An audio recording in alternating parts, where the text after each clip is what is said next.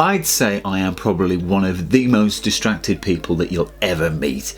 Honestly, the amount of projects that I've started on and I've got halfway through it, 3/4 of the way through it, and then got completely distracted and never finish it, genuinely scares me. And this isn't just with work, it's with projects that I start, or whether it be like this workshop, for example. This workshop, I have got 90% of the way through it, and then there's silly little things like light switches, or finishing the hatch of the loft, or finishing the skirting boards, and I've just never got around to doing it. And it scares me that there's so many little breadcrumbs in my life that I've started and not finished to completion.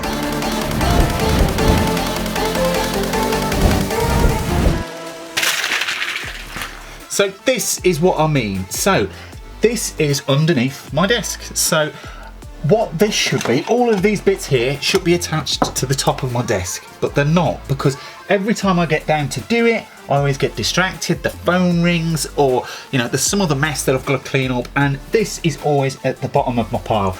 And the problem is that when I'm trying to actually get to a plug or do something with it, I am then rummaging through all of this, trying to find something. I just can't find it. So that is my goal for today.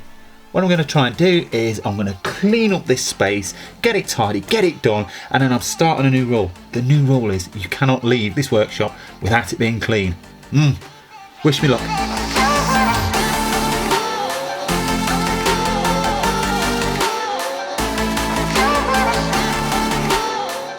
Another perfect example is all of this stuff in the workshop. So this is the workspace that I work on if I'm doing lots of woodwork projects or something like that, or I'm packing up orders from my print business. And it just, over the duration of the week, crap builds up on there, and it's just stuff like drill sets. Put it away.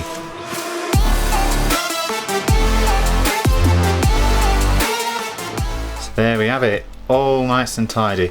A few tins of paint in the corner, but apart from that, all nice and clean. I am sitting on a set of steps. Just finished vacuuming. I've cleaned the surface, I've done everything, so it's nice and clean. The cables are now underneath the desk, so it means I can move it around the room, and I feel really good. It brings my mood down every time I come back into this space and it's untidy and there's bits, and I can't focus on work when I'm thinking, I've got to sort that out. And it might be something tiny, which like sort of putting the holes in for this cupboard, or touching up some paint or something like that. And because my mind wants to avoid work, what I'm doing is I will focus more on the tiny little things that don't really mean anything, rather than actually cracking on and getting some actual work done. So now I've got it tidied, I've got to keep it clean. I don't know whether it's the same with you when you're trying to work in a workspace or in an office that you might have, and I always like to think that it's tidy office, tidy mind. I keep my desk clean. I never used to. It used to always be a tip. But now for the past few months, I've always tried to keep my desk clean, and I do feel better for it. But the only problem is that I'd look back and everything else was an absolute tip. So I've got to just basically, when I leave here and I go back home, which granted ain't far, it's just literally over there, that when I go home, I've just got to make sure it's clean. I have constantly wondered why I'm like this and why I have this tendency of always being really distracted. And in all honesty, I think it's a mixture of just the way that I'm wired, and also the fact that there's so many distractions in modern day life that genuinely do distract you, and they're built to do that. Social media, TV, video games, anything else apart from work is built to distract you. And yes, if you are struggling with the same sort of things that I am, you have techniques that I use that genuinely work to a certain degree. I mean, if you're in a mindset where you just want to get distracted and you don't want to do any work, you're not going to do any work. But these are my tips. These are what I do on a day-to-day basis to try and keep myself focused.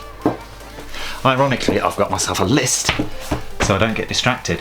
So my first one is to set yourself mini goals. Don't set yourself a massive long goal that is unachievable in a certain small time period. So whether this is a big project, chunk it up into smaller things and it makes it more attainable as well. So I love setting myself a mini goal during a project, which could be, okay, if I get to X amount of words, or I get X amount of things done, or I can reward myself with something like a cup of tea or something like that, and it genuinely works. I honestly love making mini goals. Get yourself out of a distracting area. If you're trying to focus on something and you're in your living room at home and you've got the TV on, you're never going to focus. You are going to want to watch the telly. You're going to be focusing on that. It just means your production time ends up taking 4 or 5 times longer than it should do. This point has genuinely changed the way that I work. So I would normally put music on, or I'll put Spotify on in the background, and in all honesty, if you're the same as me, next, and it's like, I'm spending more time picking a playlist than actually doing any work. I've honestly found that listening to a good lengthy podcast really does help. Make sure it's something about an area that you're working in, rather than it being a chatty, talking about crap kind of podcast. So if you're a designer, listen to a design podcast. And I've found some that I just literally go through one to another, and I don't skip it. Even if I'm just listening to it in the background, I don't skip it. And that has genuinely made my work so much more productive, by just putting the headphones on, completely zoning everything out, and just listening to a podcast while I work. This sounds really selfish, but I've found that isolating myself in somewhere like this workshop really does help. I'll find anyone that you live with, or anyone you're making a lot of contact with during your day, whether it be friends or family, they all want to talk to you, they want to have a social life with you, and I know, how selfish is that? But when you're trying to work, it just makes things so much more difficult, because you want to talk to them. If you're anything like me, I'll talk forever, so it's best for me to try and isolate myself, whether this be a room in your house, or if you've got the luxury of having what I've got, and I am grateful for it, to have a little workshop. Just work from there. This point is definitely easier said than done, especially for me, because I love my coffee. So try your best to avoid sugar or coffee if you're really trying to focus on something. I personally think there's a fine line between having too much coffee and having coffee to function on a daily level. So I would find that don't have yourself a full cafetiere coffee, because you'll just be bouncing off the walls, and also don't have like a couple of bars of chocolate, because you'll be tired in about an hour. So if you've got a long project that you really need to focus on and get done, have a cup of coffee, have a small amount of sugar, and don't overdo it. This is my last one. This really is my last one. This has genuinely, like with podcasts, changed the way that I work. So I used to have a notebook and I would scribble absolutely everything down. None of it made any sense. And for the past few months, I've been writing lists. I've been listing down everything I've got to do short term for the day. I'm writing it down, and then I'm also if it's a long-term project, I'm moving it on to Trello. Trello for me honestly has changed the way that I work. I list absolutely everything on there. I put a little checklist, and I get a little bit of gratification when I've finished something and it goes green. Honestly, I'll put a link down in the description. Sign up for an account, and if you do anything where you can segment certain projects, I would really recommend it. It's totally free as well. It's just amazing. Honestly, I recommend it. Whether it be like workflow for a specific project, or whether it be that you're just doing your food shop and you need to remember everything, get the app on your phone, get the desktop app as well, and it will change the way that you live your life. I just love a good list.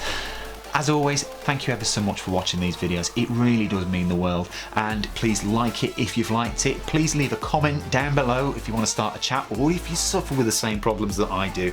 Please drop a message down below, and subscribe to the channel. If you found this video by pure chance, please subscribe to it. It will mean the world. And if you want to get notifications whenever I upload new content, just click the little bell and you'll get notifications every single time I upload a new video. How amazing is that? So yeah. Thank you for watching, and I'll see you next time. Bye.